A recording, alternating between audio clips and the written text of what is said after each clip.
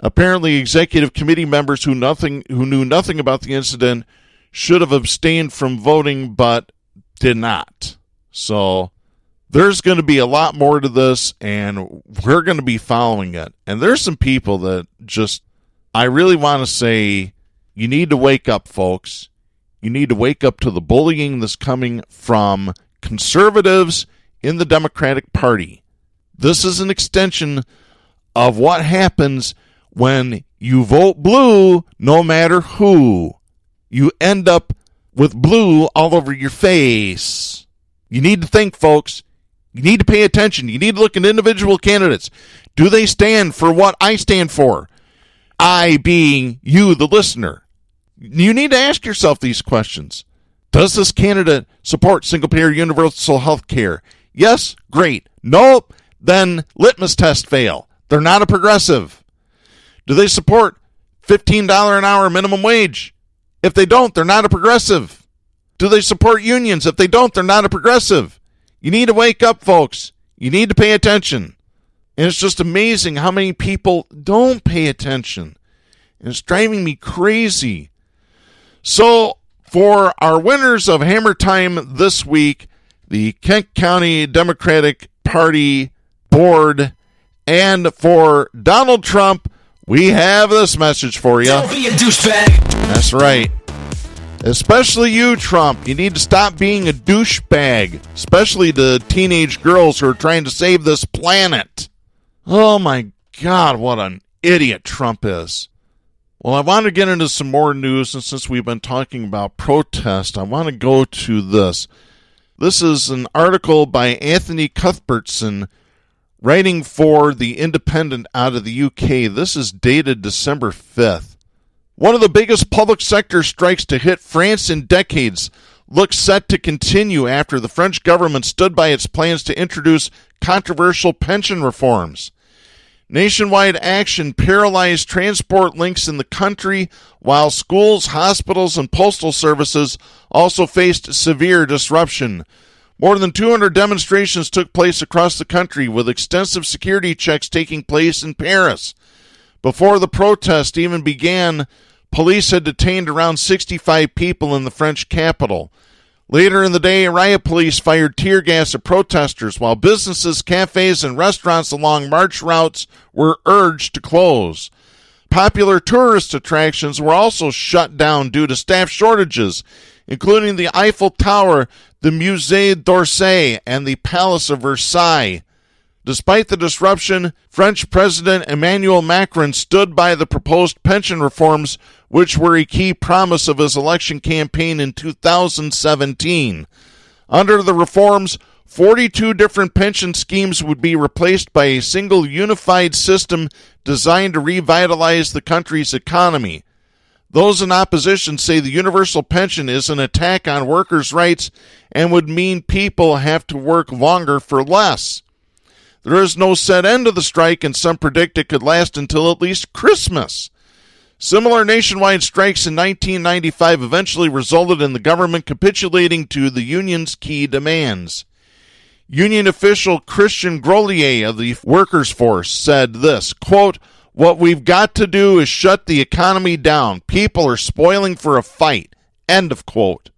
A presidential official said that Macron, quote, is convinced that the reform is needed. He is committed to the project he presented to the French public in 2017. End of quote. Prime Minister Edouard Philippe is expected to lay out the framework for the reforms at some point this week if he hasn't done so already. Folks, this is the kind of thing that's needed in this country. A nationwide sit-down strike. You want to get things changed? Striking works. Boycotts work.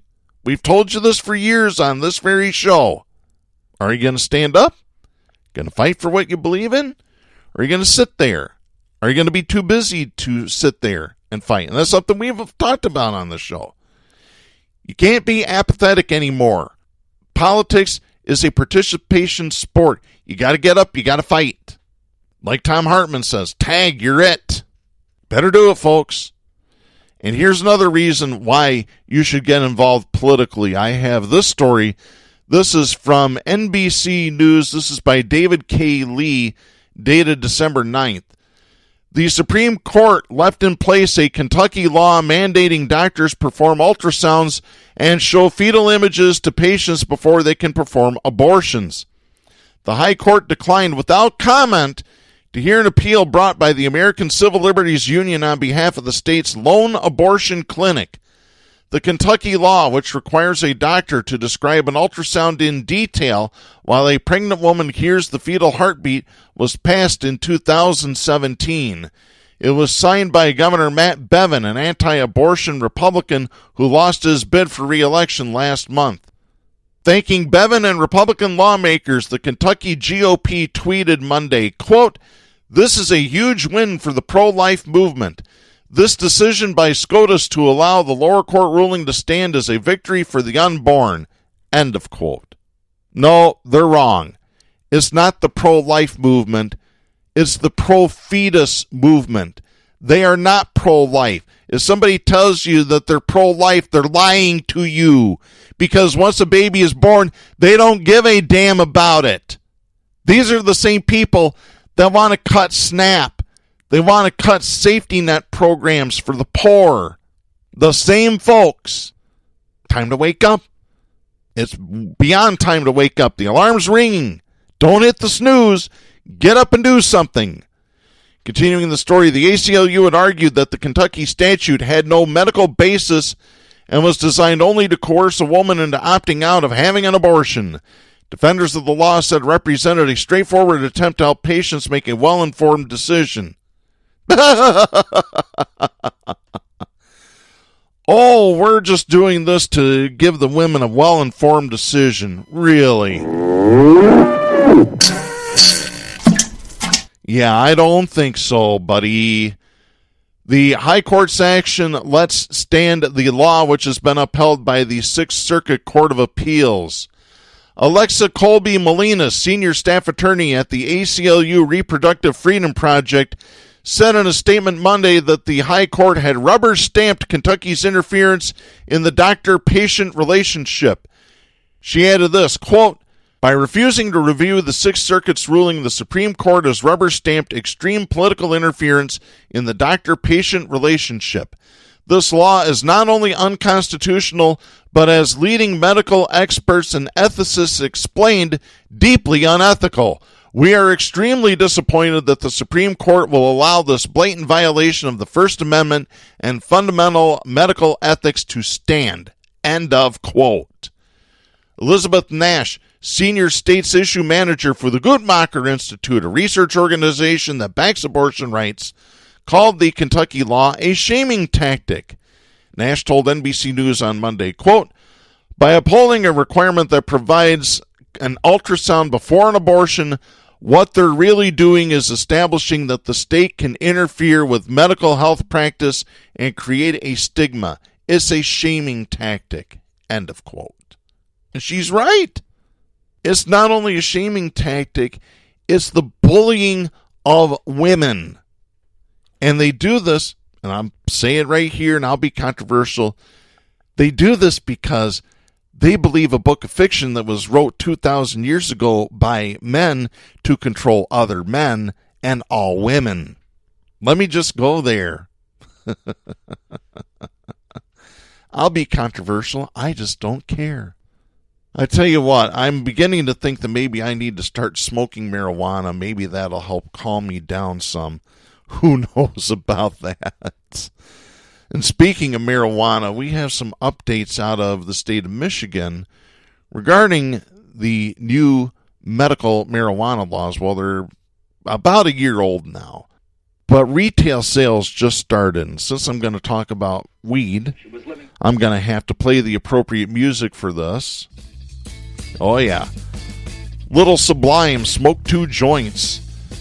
I have this story. This is by Kathleen Gray, writing for the Detroit Free Press. This is dated December 9th. In the first 8 days of legal weed sales, $1.6 million of recreational marijuana was sold at the 5 retail shops open around the state. And 3 of those shops either sold out or had limited supplies of cannabis products. The sales from December 1st through 8th totaled $1,629,007 and brought in $162,900 from the 10% state excise tax and $107,514 from the state's 6% sales tax. The State House Fiscal Agency has estimated that when the recreational market for marijuana is fully established after 2020, annual sales will approach $949 million, bringing in just under $95 million from the 10% excise tax and about $57 million from the state's 6% sales tax. According to the ballot proposal approved by voters in 2018, the first $20 million from the 10% excise tax in the first 2 years of recreational marijuana sales will go to research on the benefits of marijuana to treat ailments such as post-traumatic stress disorder. The remainder of the excise tax will be split between payments to cities and counties that allow marijuana businesses in their towns, the school aid fund, I should say, and the transportation fund to improve roads. But the House Fiscal Agency projected that the projected tax totals $97.5 million in 2020, growing to $163 million in 2023, are a small fraction of the state's $60 billion budget. The proposed revenues from the 6% sales tax, from $59 million in 2020 to $98 million in 2023, are earmarked for the school aid fund, revenue sharing payments to cities, townships, villages, and counties, and the state's general fund. It's hard to say definitively how the first day of Michigan's legal marijuana market, which attracted more than 2,200 customers, compares to other legal states in the nation. Colorado, the first state to legalize marijuana for adult recreational use, recorded about $1 million in sales on the first day on January 1st, 2014, but that total came from 24 stores that had been licensed by the state. Michigan had 3 stores in Ann Arbor, Greenstone Provisions, Arbor Wellness, and Exclusive Brands, operating on the first day of marijuana sales for adult recreational use. In addition, Michigan Supply and Provision in Morenci, just north of the Ohio border, opened for a couple hours on the evening of December 1st, and a 5th shop, Lit Provisioning, opened in the northern Michigan town of Everett on Friday. And by the way, Everett is the home to former Southpaws host Joe Elder and also former Southpaws host Jim Chase. So, yep, a lot of weed going through Everett. Oh, my God. I have to laugh about that. Oh, jeez. Let's see. Greenstone sold out of marijuana flower several days in a row. Michigan Supply and Provision had a very limited supply of only marijuana flower. Lit sold out of products after the first 2 days of sales, with 750 customers, each spending an average of $103. Doug Helyar, president and chief operating officer of Loom Cannabis Company, which owns the Lit shop, said this, quote, "We are humbled that our first weekend of adult use sales at Lit Provisioning Centers in Everett was so well received. People traveled from across the state, braved the cold, and stood in line for hours to be among the first to purchase recreational marijuana in northern Michigan." End of quote. The sales come just over a year after Michigan voters approved a ballot measure that legalized marijuana use, possession, growing, and sales by a 56-44 margin. Michigan became the 10th state in the nation to legalize weed for adult recreational use. The state began accepting applications for recreational marijuana business licenses on November 1st and has since awarded 21 licenses and pre-qualified another 73 applications. But more than 1,400 of the state's 1,771 communities have said they don't want marijuana businesses in their towns. So finding a city that's amenable to legal weed has been a challenge for businesses. Many cities are holding off while local leaders develop ordinances that will govern marijuana businesses, and others have said yes to marijuana but are going through the process of deciding which businesses will be allowed in.